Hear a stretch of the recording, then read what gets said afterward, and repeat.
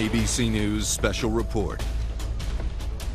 Good evening. We're coming on the air because President Biden is about to address the nation, revealing the leader of al-Qaeda has been killed in a U.S. airstrike in Kabul. Ayman al-Zawahiri, one of the world's most wanted terrorists, the successor to Osama bin Laden, a key strategist behind al-Qaeda's most vicious attacks against America. He helped plan the 9/11 attacks. Many say he was an architect of that attack. Also, the assault on American soldiers in Somalia in 1993, the bombing of the U.S. embassies in Kenya and Tanzania in 1998, and the suicide bombing of the USS Cole in Yemen. For millions of Americans, this news has been certainly a long time coming. Sources say that he was killed in a counterterrorism operation over the weekend. We expect to learn more details about just what happened. Of course, President Biden, then Vice President, was in the Situation Room with President Obama when U.S. Special Forces took out Osama bin Laden in Pakistan in 2011. We're awaiting to hear from President Biden in just a few moments. Of course, you know that he remains in isolation at this time due to his COVID. We're waiting to see him there at the podiums. Zawahiri actually succeeded bin Laden as the head of al-Qaeda back in 2011. The State Department had previously offered rewards of up to $25 million for any information leading to his apprehension. As we heard earlier today from our Chief Global Affairs anchor, Martha Raddatz, he was hiding in plain sight. Not that he was hiding in caves at all, but it appears that he was right there in the city of Kabul. And now we're going to listen in to the president. On Saturday, at my direction, the United States successfully concluded an airstrike in Kabul, Afghanistan, that killed the emir of al-Qaeda, Ayman al-Zawahiri. You know, Zawahiri was bin Laden's leader. He was with him the whole time. He was his number 2 man, his deputy at the time the terrorist attack of 9/11. He was deeply involved in the planning of 9/11. One of the most responsible for the attacks that murdered 2,977 people on American soil. For decades, he was the mastermind behind attacks against Americans, including the bombing of the USS Cole in 2000, which killed 17 American sailors and wounded dozens more. He played a key role in the bombing of U.S. embassies in Kenya and Tanzania, killing 224 and wounding over 4,500 others. He carved a trail of murder and violence against American citizens, American service members, American diplomats, and American interests. And since the United States delivered justice to bin Laden 11 years ago, Zawahiri has been a leader of al-Qaeda, the leader. From hiding, he coordinated al-Qaeda's branches and all around the world, including setting priorities for providing operational guidance that call for and inspired attacks against U.S. targets. He made videos, including in recent weeks, calling for his followers to attack the United States and our allies. Now, justice has been delivered, and this terrorist leader is no more. People around the world no longer need to fear the vicious and determined killer. The United States continues to demonstrate our resolve and our capacity to defend the American people against those who seek to do us harm. You know, we make it clear again tonight that no matter how long it takes, no matter where you hide, if you are a threat to our people, the United States will find you and take you out. After relentlessly seeking Zawahiri for years under Presidents Bush, Obama, and Trump, our intelligence community located Zawahiri earlier this year. He had moved to downtown Kabul to reunite with members of his immediate family. After carefully considering the clear and convincing evidence of his location, I authorized a precision strike that would remove him from the battlefield once and for all. This mission was carefully planned, rigorously minimized the risk of harm to other civilians. And 1 week ago, after being advised that the conditions were optimal, I gave the final approval to go get him. And the mission was a success. None of his family members were hurt, and there were no civilian casualties. I'm sharing this news with the American people now, after confirming the mission's total success through the painstaking work of our counterterrorism community and key allies and partners. My administration has kept congressional leaders informed as well.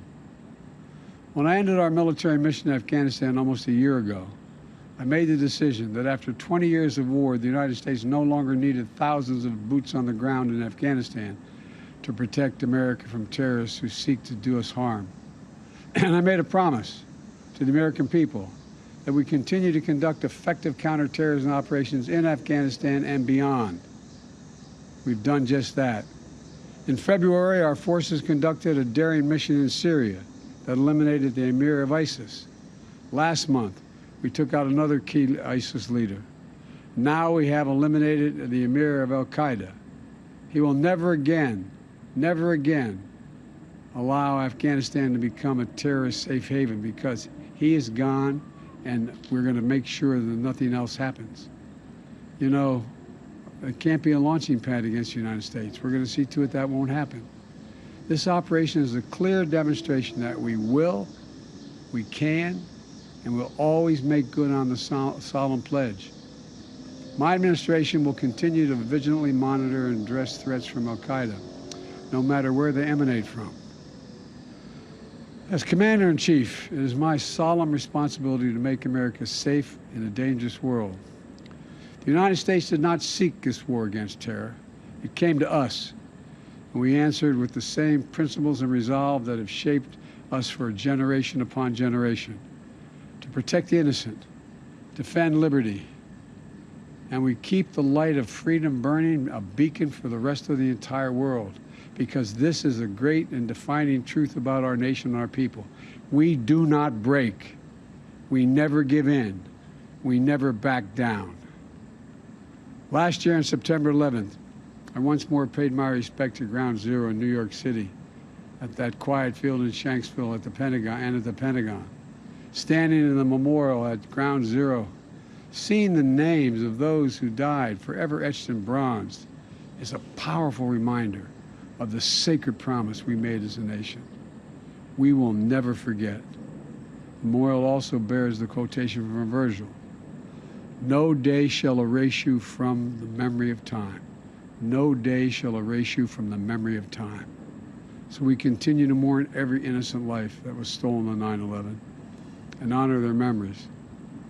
To the families who lost fathers and mothers, husbands, wives, sons and daughters, brothers and sisters, friends and co-workers on that searing September day, it is my hope that this decisive action will bring one more measure of closure.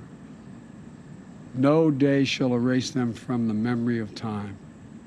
Today and every day, I'm so grateful for the superb patriots who serve the United States intelligence community and counterterrorism communities.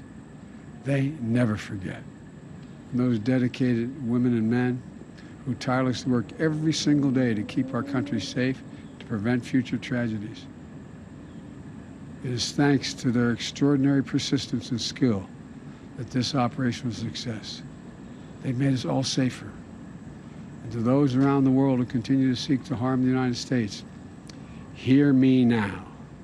We will always remain vigilant, and we will act, and we will always do what is necessary to ensure the safety and security of Americans at home and around the globe.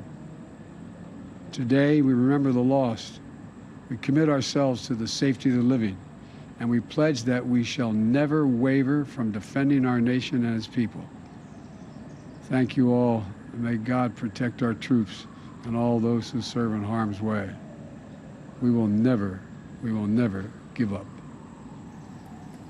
President Biden there with a clear message: no matter who you are, if you are a threat to our people, the United States will find you and take you out.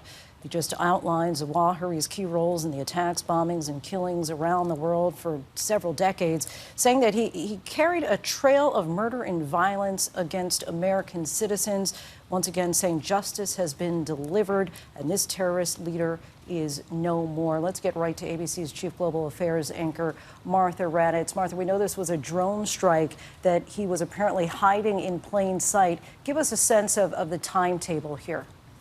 A senior administration official briefed this evening and said that they had been watching him for several months. He moved to that safe house, as President Biden said, because his family was there. A wife and daughter and other children were there as well.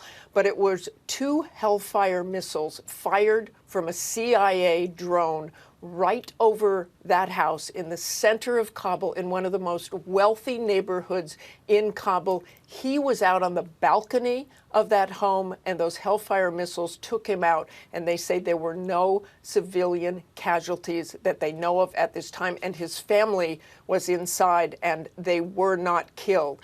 We have also learned that the Taliban, senior Taliban commanders, knew that Zawahiri was in Kabul and clearly did nothing about that. And that is going to be a serious issue with the U.S., that they were harboring a terrorist like Zawahiri after saying they would not harbor any terrorists in Kabul. Of course, the Taliban took over just about a year ago in August last year, when the U.S. troops were all moving out of there. That may have emboldened Zawahiri to be more open about his presence, feeling he had the protection of the Taliban.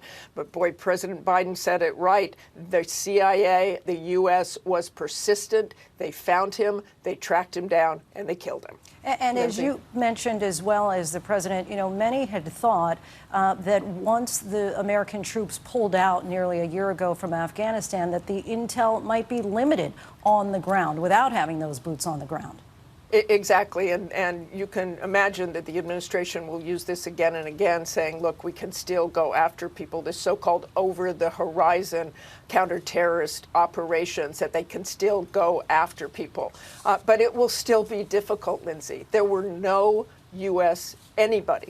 zero U.S. presence on the ground in Kabul. They certainly got help from someone in trying to identify him positively. We don't really know who that is, but there were no U.S. boots on the ground, no U.S. intel officers, as far as we know, anywhere near that house. And they were still able to pull this off with help from somebody, I'm sure. Martha Raddatz, our thanks to you as always. Now let's bring in ABC's chief White House correspondent, Cecilia Vega. Cecilia, the president obviously still in isolation from COVID. His administration has taken numerous hits over the months. What does this mean? It felt like he was kind of taking a bit of a victory lap today. Yeah, I think you're exactly right, Lindsay. A victory lap. And frankly, as Martha was saying, there seems to be a little bit of "we told you so" coming from the president and certainly senior administration officials here.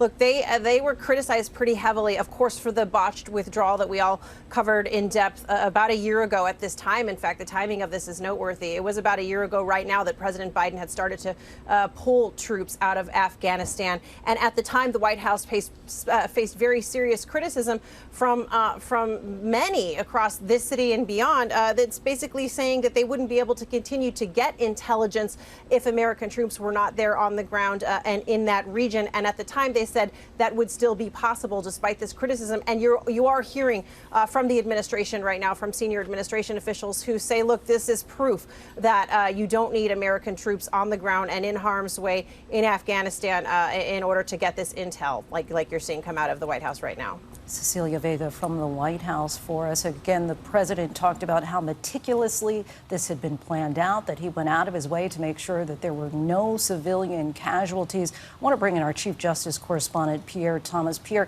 Zawahiri, also known as the president described for having prolific videos and messages trying to attract more terrorists. That was still coming now over the last few decades. Indeed, Lindsay, when he would put out these videos, law enforcement and intelligence officials would be scrambling, worried about the potential for imminent attacks. And Lindsay, law enforcement officials also say that this is a measure of justice because he was in the room on that day when Osama bin Laden recorded a video bragging about how they had killed so many Americans on 9/11. They say justice has been served. All right, our Chief Justice correspondent, Pierre Thomas, once again, the president saying that the top al-Qaeda leader is no more and that he gave the approval 1 week ago to go get him, and they did just that. Our coverage continues on ABC News Live and abcnews.com. For viewers in the West, we'll have full reports on World News tonight. For now, I'm Lindsay Davis in New York. Have a good night. Hi, everyone. George Stephanopoulos here. Thanks for checking out the ABC News YouTube channel. If you'd like to get more videos, show highlights, and watch live event coverage, click on the right over here to subscribe to our channel. And don't forget to download the ABC News app for breaking news alerts. Thanks for watching.